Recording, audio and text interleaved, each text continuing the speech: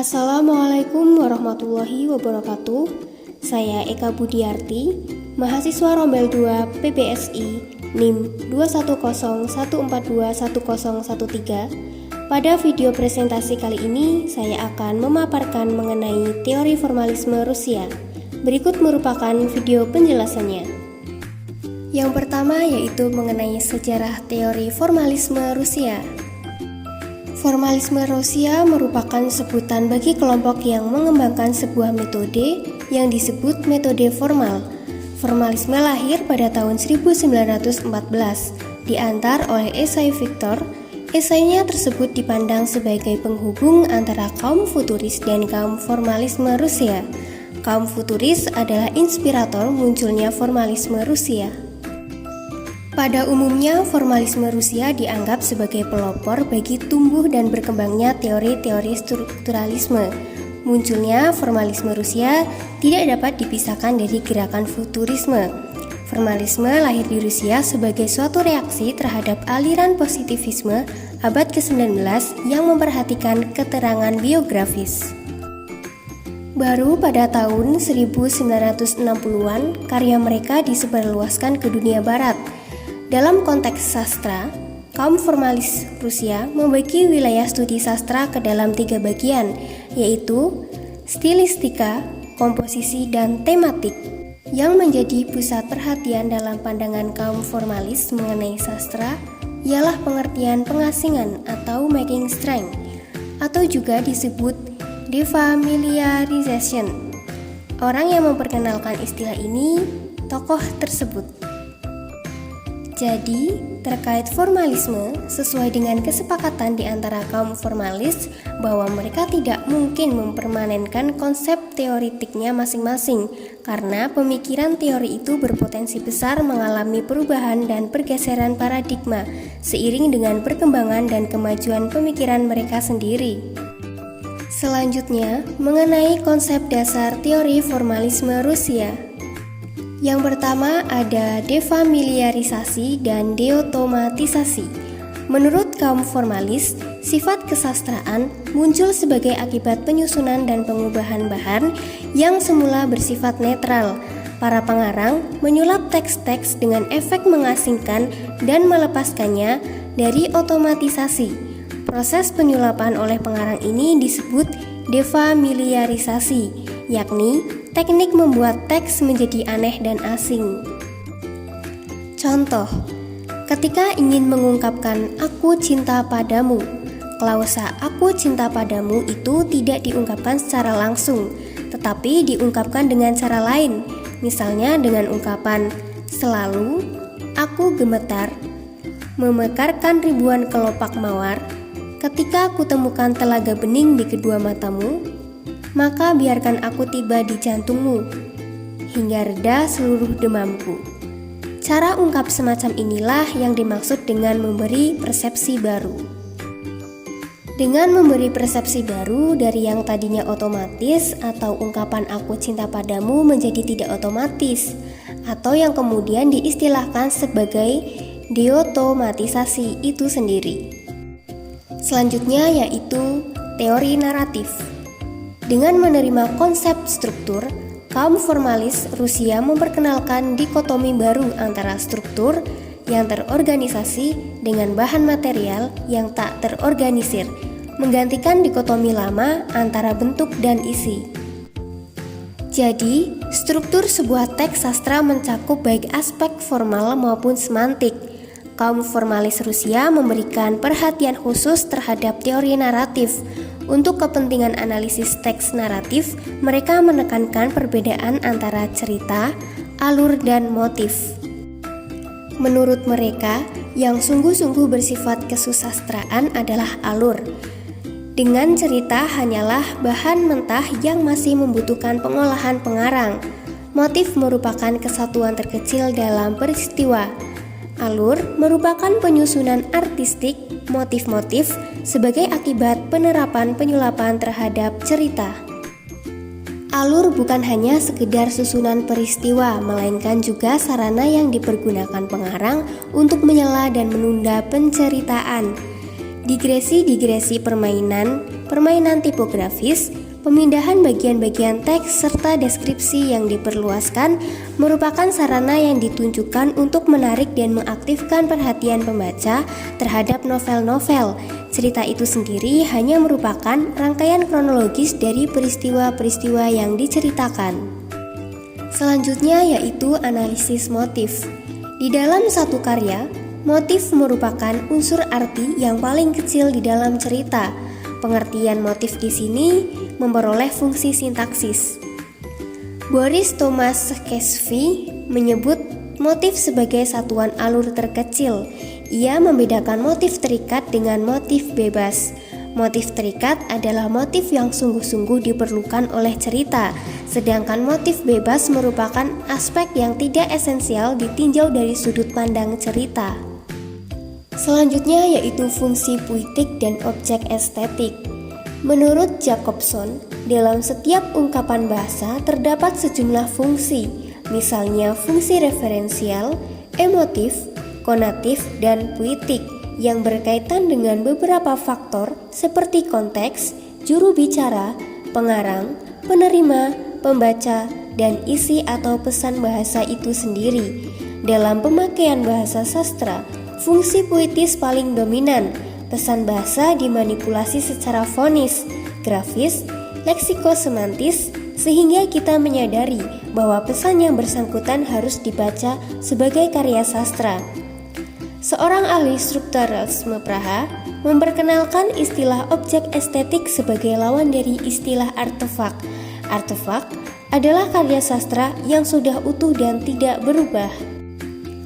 Artefak itu akan menjadi objek estetik bila sudah dihayati dan dinikmati oleh pembaca.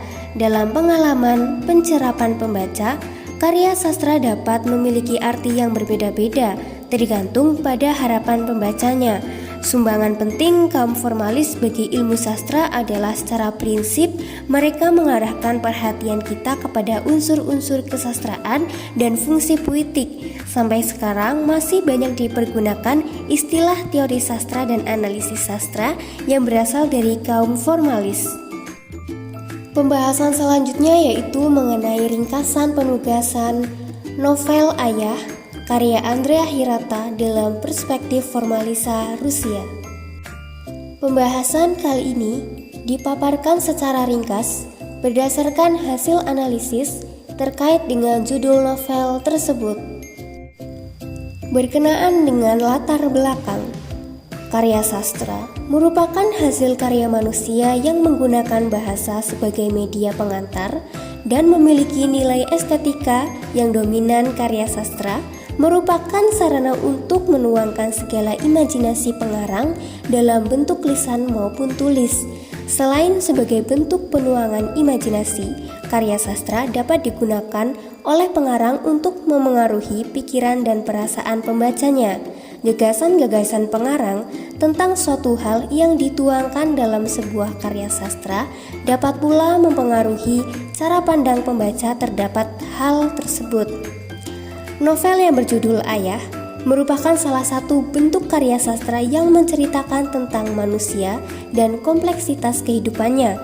Dalam novel ini terkandung konflik yang mencerminkan realita dalam masyarakat tersebut. Berkenaan dengan teori yang digunakan, dalam novel yang berjudul Ayah ini, penulis menggunakan teori formalisme Rusia yang menitik beratkan kajian pada alur, fabula, dan sujet, dan kekhasan unsur-unsur kesusastraan sebuah karya sastra.